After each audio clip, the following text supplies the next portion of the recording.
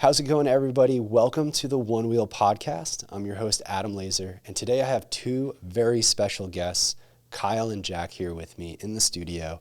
We're going to talk about the voluntary recall, the new safety feature, haptic buzz, and one of the most exciting things we've been working on for a while is custom shaping 3.0 for Onewheel GT. You're definitely going to want to tune into this entire thing, and we talk about a few little extra things at the end. So stay tuned. Check it out. And as always, thanks for listening. Onewheel riders' boards just got better, basically. No one has to send their boards in to us. This is about the best case outcome of the process with the CPSC. Unlike the three-wheeled ATVs, Onewheels are not banned. Yay! That's big. We're fighting to save the Shire, as I like to say.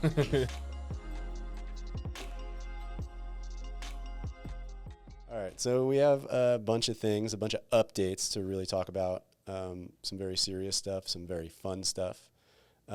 Let's just cut to it. Let's start with the most recent news, the voluntary recall that we put out in coordination with the CPSC. First thoughts, first feelings, guys? I think Jack can take that one. I'll go. Sorry if this is a little hot here.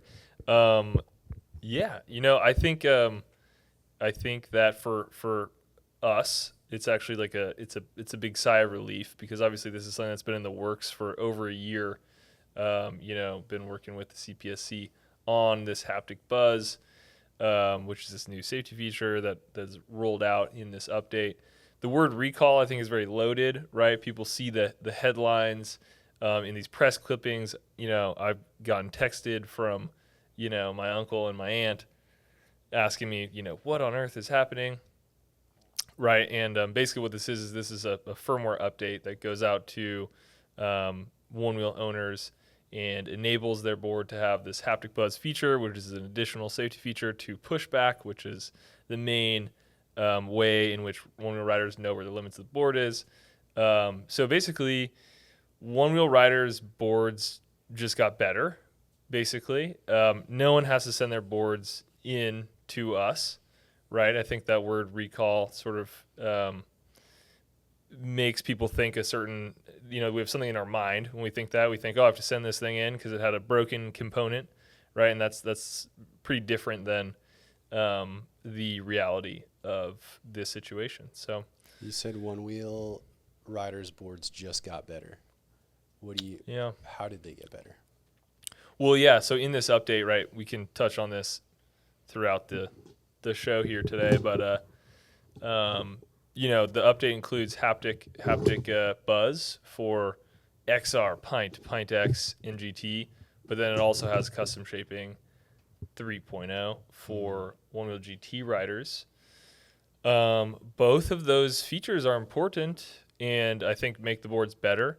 With haptic buzz, I just think like the more communication between the rider and the board, the better. And so I think that feature adds a lot of value to all the people that get that. And then if you're a GT owner and you get custom shaping on top of that, your board got significantly better overnight. So that's what I mean. There's a lot of stuff. There's a lot of new things. Yeah. So let's break this down. We have recall, voluntary recall. We have haptic buzz, which is a new revolutionary safety feature, and custom shaping 3. On the recall side of things, how would you guys explain, how do you best answer that? One more thing. I also think it's interesting that from our perspective, I think it's interesting that now is the huge wave of press and hubbub and commotion, at least in the wider world. I think in the one-wheel world, people have a pretty good understanding of what's actually going on here, right? But I would have thought that, so obviously a little over a year ago is sort of when this process started, I would say. Right, and we basically asked riders to send in letters to tell those in government and the regulators that this is an important thing to you in your life, and we should, it should be protected. et cetera. But I kind of thought that was like going to be the big hubbub, and that this is like the final, like not the final chapter, but this is the part of the resolution to that, right? Which is why to me, and like for you, you've been working on this for forever, it's like a big sigh of relief. But obviously, like with how the news media works, they were able to create some headlines that sort of like made this feel like I don't know. It feels backwards to me. Does it feel backwards to you? I don't know. I mean, it's like making a movie or something. Like if you're the cast and crew, the exciting part is the year it takes you to make the movie, right? But then once it's released to the public, that's when, all the attention is, and I think That makes sense. we've been working for, over a year on the work behind the recall, and really, I think what's weird about the recall is that it's not about a specific thing. It's not about a specific component. It's not about, which most recalls are, right? Like Right. most recalls are like your toaster has this one wire that the engineers put a little close to the heating element and it can burn your house down. So get all the toasters back. And, that's not what this is, right? And so this is the CPSC looking at the data around, the safety of Onewheel and incidents that have happened to Onewheel riders where they've fallen, and trying to make a call about like, is that safe enough, Right. or is it not safe enough? And there is no set in stone rule, right? Right. So we created this category, we created this type of product. We know that there's an element of risk. I think our riders know there's an element of risk. Every kind of board sport, every kind of recreational product has some trade-off, right? Between how risky it is, how fun it is, the level of exposure, Right. the environment you use it in. There's a dialogue around that, right? So CPSC was actually, as far as I know, originally set up to regulate bicycles, because in the bike boom of like 70s, everybody's getting hurt on their bicycles, and they're like, oh my gosh, this needs to get, sorted out somehow. And, then probably the moments they're the most known for, one of them is they banned three-wheeled ATVs, I think back in the 80s. Those were fun products, right? Those people loved them. They sold tons of them. And, there were like multiple thousands of people died on three-wheeled ATVs. And, CPSC is the part of the federal government in the U.S. They're, to some extent, a political, their commissioners are appointed by, the party in power at the time. Right. So, they're in Washington, D.C., Maryland, technically, but we'll call that Washington, D.C. from our West Coast perspective. And, they are charged with regulating everything. So here's this thing. They're hearing there's incidents. People have gotten hurt on Onewheels. They're saying, is there something wrong with Onewheels? What are we going to do about it? Their bosses are saying, you got to do something about it. So we worked with them to try to figure out, well, what is there that can be done? There's not something broken that we can fix. Right. So what is the thing that we can improve that would, increase rider safety? So that's what we did. Comment. I mean, I think that's Yes, one of the so I'm sort of on the receiving half of some of these press inquiries, right? And so people email me and say, why did you choose to reject this recall a year ago, only to go forward with it now, right? Like, which I guess that's a logical question to ask, but like the fact of the matter is it was like a false choice originally, right? It's like we can get every single Onewheel back, but we can't fix the laws of physics, right? So like what we did was we worked with them over this entire time span to create like an additional safety feature to try to improve safety. But to your point about there's not a component or a thing like to fix or to change, right? Like it's about the risk tolerance of the entire activity, which, as you said, like our riders are comfortable with, and it is a little bit of an awkward thing where it's like, who decides? Yeah. Yeah, I mean, back in 2022, late 2022, when they issued their press release, it said one wheels are dangerous. People should stop riding them, and that a handful of people have been killed riding one wheels. Then that came across as we refused to recall the product, and that was mutually acceptable, right? So Right. we hadn't figured out what to do yet at that point. And like I said, their bosses say, hey, you guys need to do something about this. And so the one thing they could do unilaterally was to run a press release, that said nasty things about one wheels. And so that was what then precipitated us, getting with our community and saying, hey, like you need to write letters and, let CPSC know that this thing isn't that crazy. It's not broken. It's awesome. And it's important to you because, they are part of our government. We live in a democracy. And so people's individual voices matter. It's definitely a long process of going back and forth. But, what we wanted to find a way to do was, figure out how we could add new safety features to the vast majority of boards that are out there. Yeah. And so that's what haptic buzz is. Did you explain what haptic buzz is? Everybody knows what haptic buzz is. It's been a week now. Everybody's an expert by now. There's a really great video that goes over haptic buzz in pretty much its entirety. And before we move to haptic buzz, is there anything like, Jack, you've been saying, like some news outlets, like we're getting information from all over the place. Like, is there anything that like you feel like is worth clearing up, or even just like making sure that like, hey, there's more to the story. People need to do their own research. You could go back a year ago and listen to the original CPSC story talk between you guys, did a podcast where you talked about the beginning of what was going on. Sure. Can I answer this question? Go for it. Yes. So I think, obviously the texts from the concerned, distant relatives and friends you haven't seen since college are like, oh my gosh, this sounds terrible. And actually, this is about the best case outcome of the process with the CPSC. Unlike the three-wheeled ATVs, one wheels are not banned. Yay! That's big. We're fighting to save the Shire, as I like to say. And, we've made, these new features with haptic buzz that I think are significant, especially for newer riders that are early on the learning curve.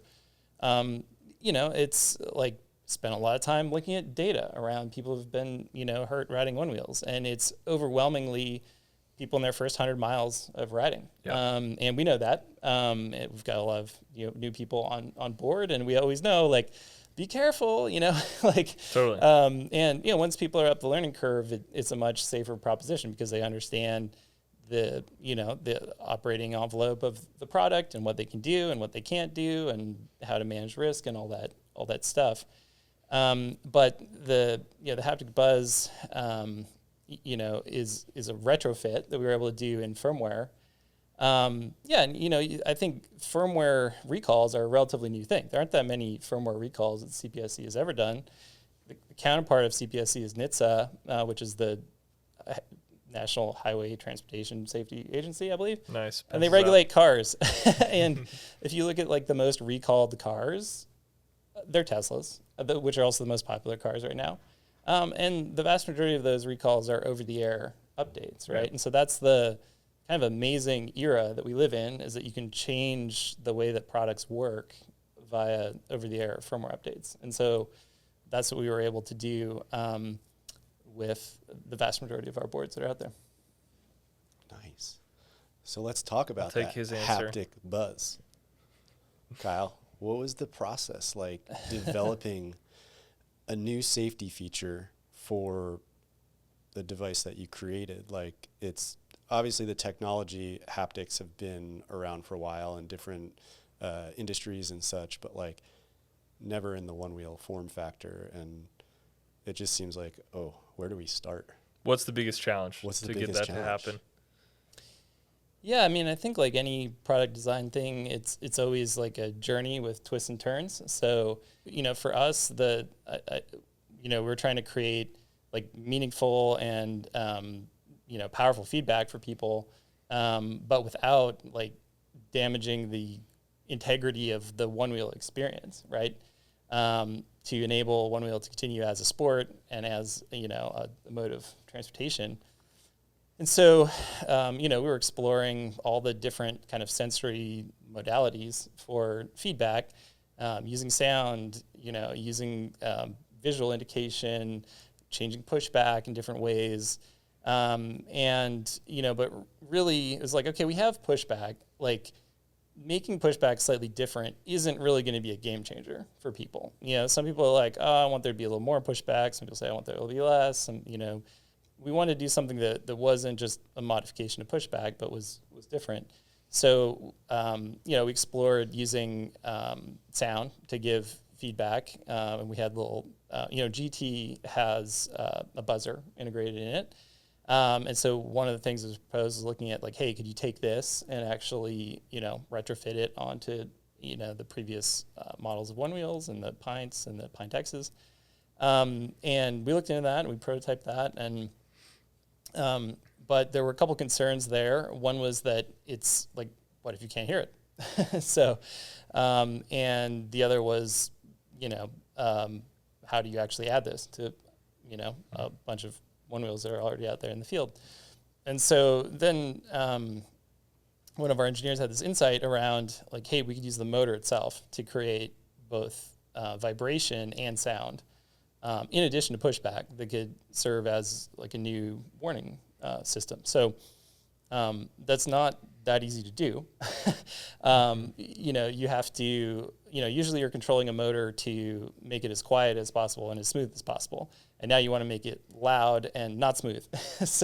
And you have to do that quickly without, interfering with, the motor generating torque, or in our case, interfering with its ability to balance. And so that took some time to figure out. And then once we had that figured out, we had to figure out like what are the different cases where it would be helpful to have more feedback. And so that's one of the, pushback has this as well, but there's different situations where you're going to get haptic buzz, and there's different sort of sounds and feeling of haptic buzz. You get in a high speed situation where you need to slow down. It's actually a two-stage warning at that point. So it goes dee, dee, dee, and then it goes dee. If you go a little bit faster, so you get a two-stage warning with speed. It also, like if you're familiar with GT's beep, which is basically based on torque, it has that mode as well. And then it also, tells you if you're running low on battery, or, get some kind of bored air where you need to slow down and stop, which is like a double tone pattern, dee dee dee dee dee dee. And so it just makes, gives another way to communicate with riders and let them know if they need to lean back and slow down or actually stop riding in those cases. So then we had to figure out how to do it, on the various boards and do it as an over-the-air update. But yeah, we pushed the over-the-air update for GT so far. We'll be pushing the over-the-air update for Pine to Pint X shortly, and then XR after that. I think one, the detractors are going to say, and this is probably the people who are the best riders or think that they're the best riders, they're going to say, oh, this is annoying. This is, too loud or whatever, I want to turn this off. But the reality is that for 95% of one-wheel riders and 100% of non-one-wheel riders, all they want to do is ride with their kid to Little League and home and do it safely, right? And for non-one-wheel riders, their biggest concern for people that don't ride one-wheel is, oh, those things are too dangerous, right? So I think like anything that can, marginally help or just give that rider more feedback, I think is huge. Obviously we also fought to be able to have some modicon of rider choice to incorporate it into it, right? So if you've ridden 1,000 miles and you're a One Wheel Racing League member, you can deactivate the haptic buzz. Not that we recommend it, but I think that was like an important thing for us to maintain. Yeah, as well. I mean that was a hard push to be able to get that sort of carve out for Right. ORL racers with over 1,000 app tracked miles of riding experience. And, we push hard on that because, racing and the sport side of Onewheel is important. There's obviously a quick reaction when there's change Totally. in people's minds, especially if they haven't had time to fully experience what it is. Totally.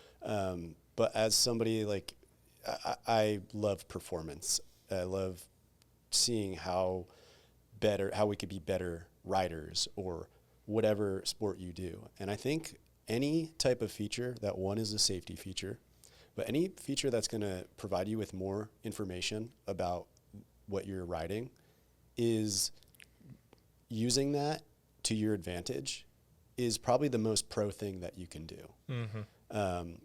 Will some people that have the ability to turn it off? Maybe. Mm-hmm. But like the safety beep, at first it was like, oh, it's a little annoying. But then you start to realize in those certain situations when you're over torquing, when that happens, where that happens, and how that feels when that happens. And it happens at all different moments because there are so many variabilities in your environment, tire pressure, et cetera. And so I think my reaction to it as coming out of being a part of Future Motion is this is great for not just the 95%, but for the 5% that are I don't need it. I ride 10,000 miles every year, et cetera. It's this will make you a better rider. And I just think there is a much more positive way to look at it for not just the safety aspect, but for the performance part in your own riding ability. Another question that I saw pop up among the, let's say 5% there too, is about, okay, we're sending some vibrations through the motor. Are we sacrificing power, torque? Is there a performance sacrifice, which we've talked about, but just to definitively answer? No, there isn't actually. So as I'm mentioning, usually in motor control, you're trying to make it as quiet as you can and as smooth as you can. But in this case, we're moving the operating point a little bit so that it creates sound, it creates vibration, but it doesn't really use more power to do that. That was one of the key insights that let us build this. Yeah. Okay. Wow. So haptic buzz is out now for Onewheel GT. If you haven't updated your board, please do so. It's in the Onewheel app. You'll do whole firmware update. And that leads us to custom shaping. One more point on that. Some people seem pretty confused. If you buy a new Onewheel from our onewheel.com, it will be already loaded with haptic buzz. That's right. You're good to go. And if you go to a dealer to buy a Onewheel, they'll help you update it. There you go. It's really quite simple.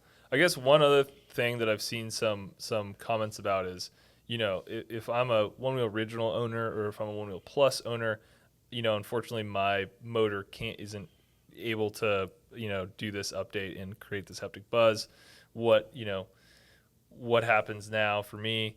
So there's $100 prorated, voucher basically towards the purchase of a new product that could have haptic buzz on it.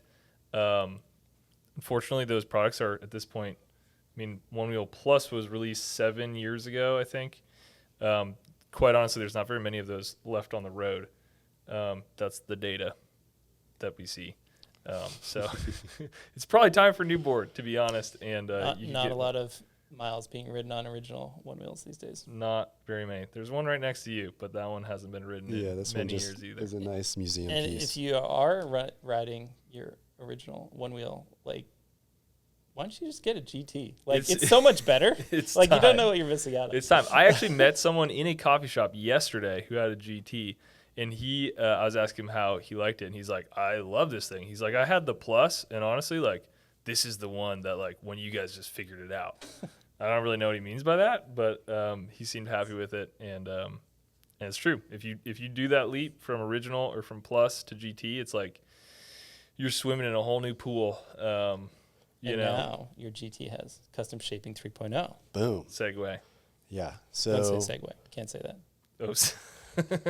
transitions. Single-wheeled bouncing transition. Yeah. So with the haptic buzz update, the firmware update, came the long-awaited custom shaping 3.0, which in my mind, it blew any type of expectation that I could have had. There's more sliders and graphs than I know what to do with. I need to put more time in, but it seems like the power of the wheel has like really been unlocked for people.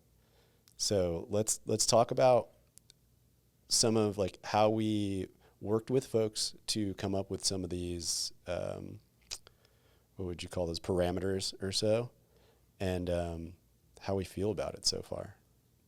Kyle, you worked a lot with riders on this. Yeah. I mean, the interesting thing is like we built sort of the original custom shaping for GT off of what we had done on XR, and it was like, oh, this is pretty good. This, people are like burning us down on social media, telling us, give it to us now. And but we're like, this could be a lot better, like this, where the progression of one-wheel riding is and how diverse the use cases are and like how racing has evolved and courses have evolved, tricks have evolved. Like people needed more control over how the board rides. And so went back to the drawing board, put together a new kind of mock-up of how it could be. And, we were able to show that to the riders we had out for the Pro Rider Summit. That was exciting. Yeah, there was like a standing ovation. It was awesome. But then we added even more. Yeah. Then we added even more. Of course, at Race to the Rail, they had, almost the final version. Made a few more tweaks since then. Right. We've had, a number of great riders down here, during the development process, kind of figuring out how much should you be able to adjust these things, which things are helpful, which things aren't. There's a lot of adjustability, right? So you may adjust it if you go all the way negative on this slider and all the way positive on this other slider. It may not, be an enjoyable ride. That's cool. Maybe there's some scenario where somebody else, likes that setting. And so we've really given people a lot of freedom, about both the sort of straight line performance, but also braking and also turning and all these things that you can do in firmware, which is never ceases to amaze me what you can do in firmware. It's my analogies is this is like your one wheel going off to college, XR custom shaping was like your board was in high school and you kind of like. You keep tabs on it closely. Like it's not gonna, it can't do like, the range of outcomes is not that wide, but like with custom shaping, like it can do whatever you want it to do. And to Kyle's point, like you might, it can be about customizing what you want to feel on different terrains, or you can just like say, I want to make the tightest turn possible, on the back patio and whip something up that's going to give you that. So there's there's a lot to play with. It's pretty cool. It really does make it fun again. Like if you're a super experienced one-wheel rider and then you go out there with that, it's like, whoa, there's like new features I couldn't ride before. It's like unlocking new boards. Yeah, it feels like you got a new board basically. Yeah, and I think that's part of why, other than just the normal riding experience on a one wheel, that is what makes this board and experience so unique and so special, is even with your base shapings, the ability to change how this thing rides. And if you come from a board sport background and understand how all these little things can make your ride different, the fact that you could do that on your phone it's believable, but I want to say unbelievable, right? It's like you could make your nose go up, you can make your nose go down, you can make it turn up while you go through a turn, and it's like absolutely fascinating. Like if you're in the one-wheel world, you're kind of used to it. It's like maybe not the biggest deal, but for some people it's like, wait, this is possible? Right. And I think that's where we're really going to see the progression in the sport kind of just skyrocket because, and to the point of, I heard Scott Mendenhall talk about this on his podcast, is that some people might be messing with the settings and going like all the way far to the right, all the way far to the left and being like, well, this doesn't do much. But not every single attribute is meant to be for riding flatland in your parking lot or riding on your driveway. Like the turn compensation is probably going to help you the most going through sharp turns and berms. Yep. But like going to the coffee shop, you're not going to really want that. So it's like it really brings in a level of experimentation for the rider and allows them to figure out a good extra shaping on their base shaping for different areas or different environments that they like to ride in. And that, at the end of the day, that's like how you learn the board the best is Mercedes actually said this really well. Go up by one point. Don't go all the way to the left and be like, well, this isn't doing much. Go by one and then go up to two, then go up to two, three, and feel what all of that feels like. So that way when you come up to an obstacle or whatever, you're like, I think I kind of know what I need to shape this as to achieve what I'm trying to achieve. And I think one of the most important things too is that everything is now customized off of the base shapings, right? And so in the past, custom shaping was its own siloed thing, and you had to sort of like start from scratch, right? But now if you have like a favorite digital shaping setting, you can just go there, start there, and incrementally adjust, like you're saying, to just nudge it in whatever way you want. So yeah, that's pretty big. Yeah, I think like the base shaping idea, which means you start with flow or you start with, whatever your favorite shaping is, and then you modify it from there. Like it's both more powerful and more approachable because, first of all, you start with what you're familiar with. But then it's like, too much like blank sheet of paper writer's block thing with the old custom shaping. Right, it's like, what do I want? I don't even know what I want. Right. But if you can start with something and then we make it even better. And so that's what we've got now with base shaping. And then also, if your buddy is a shaping ninja, they can create a shape for you and send it to you in the app, which is pretty cool. That is very cool. Yeah, that is rad. Quick question for both of you. What is your favorite section of the new custom shaping, whether it's turn compensation or pad engagement? Do you guys have something that stands out? I like dynamic responsiveness. I just think it's cool and hard to explain and fun. I think my latest thing is kind of like a spring, like is it like a slinky that's all stretched out that is controlling your board, or is it like a really stiff spring, like a spring in a truck or something like that? Right. It's hard to say exactly. Like it's not aggressiveness, but it is somehow related, but definitely not the same thing. And it does get you like the ability to adjust your nose angle going into feature or something like that, without like braking or without accelerating, which I think is pretty key for a lot of off-road scenarios. And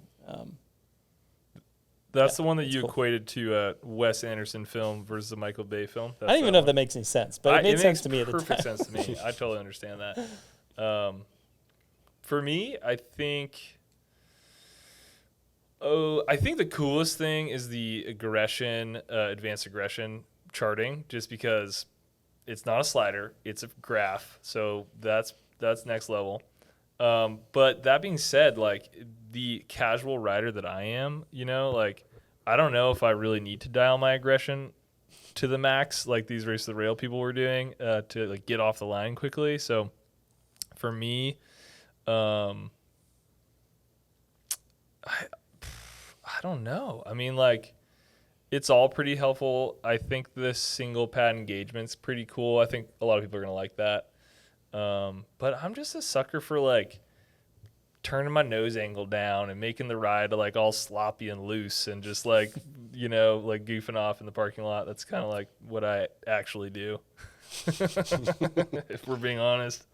That's good. I will say that like watching like super pro riders like ride like the bottom of the pump track and then slide it up on turn compensation and like fully rail, the berms, Right. is like, okay, pretty cool. Yeah. Yeah, some of those B-roll shots that we used in the custom shaping video that is out on our YouTube channel right now, where you can learn way more about custom shaping. Watching the folks ride in the skate park and get really high up on some of the transitions, Yeah. that's where it's like, I see the future. It's there. We're getting there. And it's, I don't know, it just gets me so excited because if you ride like any board without custom or even XR, you can still like, it's tough. Yeah. And this just opens up the world like Yeah. way it does. more. It really like, does open the world up. Yeah. That's pretty big. It's It's a pretty big day. I thought this podcast was going to be about the Mecha shirt, though. Oh, yeah. We're like we should push this that. deep in. We don't even have the Mecha shirt. out Kev, here. could you grab us the Mecha shirt? Which, Jack, tell us about how we came up with this shirt and what came out of it. Well, our video editor, Rylan, connected with a creator by the name of Miles, Make with Miles on YouTube. And I don't know who had the idea, but basically Miles made us a 5-foot-tall statue of this guy. And it was so cool. Unfortunately, we can't share the statue with, all of you. So we made this shirt that you can have and own and cherish. So the Mecha Tee is a limited run, so it's available right now, but it might not be for long. But it's definitely Kyle's favorite tee that we've made in recent past, I would say. I think it's great. Yeah, and the statue. And you can hold the race to the rail sword. Yeah, the statue holds Yeah. a one wheel So and the sick. sword in his back. It is very cool. It feels very lively, like when I have to move it for photographs and I have to like hug him. And I Sentient feel being. like it's a person Yeah. or a being that's like, I have to take care of this thing. Right. Yeah. So we covered the recall. We covered haptic buzz, the new safety feature. And we covered custom shaping 3.0. Is there anything else that you guys want to mention, chat about, or feel like maybe we didn't cover? Because if not, I'm going to plug a Let's bunch of talk about the accessories. social campaign, Oh, yeah. yes. because Oh, that's kind of blowing my mind too. Yeah, it's cool. Hashtag one wheel changed my life, which basically, so the thinking here, well, there's different origin stories, but mine is that someone named Bart Miller, who you probably, if you're watching this, you might know, gifted me this silver medallion necklace, and Bart's always got, stories about how one wheel has changed his life, and he wanted me to have it for a year. And then give it next year to someone else who, represents all that is good in the one wheel community. And, we got home and just were thinking about all these people who have been impacted so deeply from this one wheel thing and wanted to do something where they could share their story, and we would select a handful of them to come here and meet us and go ride around and help them tell their story. Because there's just a lot of beautiful one wheel stories out there. So that's my version of events. And since launching this, right, there's been like a huge outpouring of folks who have been kind and brave enough to share their one wheel stories, and going through it is just like overwhelming and super cool. And I got a text from my mom about it last night, actually, with the purple heart emoji, and we'll be talking about it. So that's when you know that it's a good thing to do. And what comes out of this entire campaign, other than the most important thing, which is like really the stories, but what are we doing with some of our favorite stories? Yeah, we're gonna make a video basically. Yeah. So bring a couple people here, and help them tell their stories with our in-house creative people. So. Yeah, I've gotten choked up quite a bit watching some of the submissions on social media, which leads me to ask, I know many, but Kyle, how has One Wheel changed your life? How much time do you have? Yeah, I mean, Other than like I don't know. Let's get a little sentimental on it. Instead of like, oh, I made a company and a product and a business. Like, let's think people wise or. Yeah, I mean, I think that's the big picture is is other people's stories. I mean, sure, I've had amazing one-wheel rides, and it's awesome. And like, I take a lot of pride in what we've built, but like, it's really what happens when it gets out there in the world. Right. And, like the stories that it's not like about us, right? It's about people that, use this in their day-to-day life. And I think that's what's so cool about something like this, where we get to hear, a round of stories that people really, really have, because, I think also a lot of people have preconceived notions about who rides one wheels and what their use case is. True. And I guarantee you're wrong.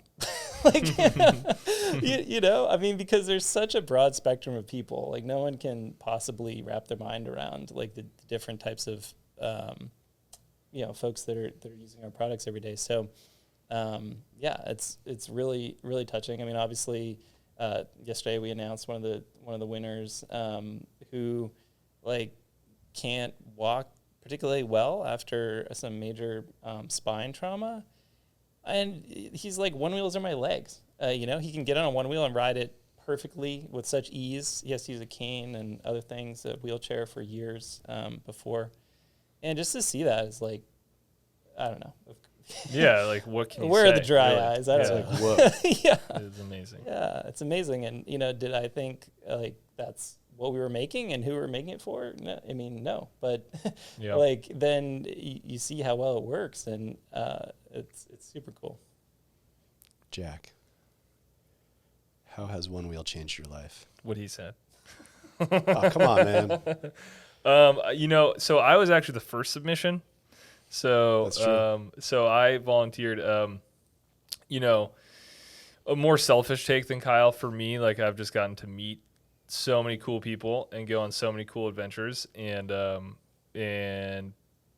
cool places. And, I think that's I don't know what other thing that I could be doing that, could sort of like open up those same relationships and opportunities and just good times, So, and I think that's honestly like, yes, I work at One Wheel and et cetera, but I think like that's fairly similar to what all the one wheelers out there also experience, right? Which is like, we go to these events, like it's the people, right? It's the rides that, we're at nighttime cruising through the streets, feeling wild and free, like you're 14 years old again. Like, I think it's kind of the same, wildly different types of people, but experiencing like similar sense of community and joy and all that stuff. So, Laser? That's a good answer. Is it my turn? Sure, yeah. Yeah, a lot. Other than, being a part of this, which is like allowed me to grow as a human being and chase my dreams and professional aspirations. Like, I have a whole new list of beautiful human beings that I can call friends now all over the country. And I mean, on a very specific note, like, to see how unique and like how many different applications this product can be used in. Like, I was recovering from an injury earlier this year, and like I was stuck on crutches, and like that's why our winner's story like resonated with me. I was like, it is wild to see how this thing could be used. If I didn't have that, I would have been like, it would have been hard to have a positive outlook. Like, even like, you guys know I love bikes. I couldn't ride my bike. I couldn't feel that freedom. But like, being able to do that with the one wheel was like unreal. And like, it just gives me a greater appreciation for what it is. Yeah. And I think the whole community sees that. So it's like, I mean, it's like too many ways has it changed my life. It's like not just one or the other. It's, through people, through my own experiences. And I mean, when I came into this company, like one of my favorite things was like, I didn't own a car. I rode my bike everywhere. So this allowed me to have another alternative to live a much more sustainable lifestyle. So it's like the entire spectrum. Has it changed my life? So many ways. Yeah, so many ways. But we are still running this. Still So running. please share your experiences on how Onewheel has changed your life. Put it on Instagram, tag us, hashtag Onewheel changed my life. We love hearing the stories, and I'm really excited to hopefully bring some of these stories onto the podcast, share them with everybody. And kind of going back to all the different types of people that ride Onewheels, I think we'll have to do something on that too one day, because I think people don't expect the names or the types of people that ride Onewheels. It's very true. Everybody rides Onewheels, not just a particular person. Everyone does. Very true. Well, you guys feel good about that? I feel like we covered a lot of ground. Cool. Covered a lot. I mean, I think my final FAQ, my recall FAQ, people are like, how are you guys doing? Oh, like, right. Do you still exist? as To a address company? the text Like, what's from going our on? mothers. Right? How are you personally doing? And I think it's definitely been hard. It's been a huge lift, but I think like I'm also excited about the next chapter of Onewheel. As Jack mentioned, like building out some new safety stuff, like that does help us then like get to the next layer of people out that are like, hey, I've seen that. I've heard about people getting hurt. Like, how am I gonna do it safely? Haptic buzz, like Biggest concern. another tool in your toolbox to get out and ride safely. Totally. And so I think we're doing fine. We're catching up on our sleep. And there's a lot of exciting things to look out for coming down the pipe There's too. gonna be some good stuff. Yeah. So As we like to say here, the future is rad. the vibes are The high. vibes are high. We are doing well. I appreciate you bringing that up, because we're humans too. Yeah, sure. We're doing well. And Yeah. until next time, appreciate you guys coming on the cast. And as always, shred on, Onewheel Nation. Shred on. Shred on.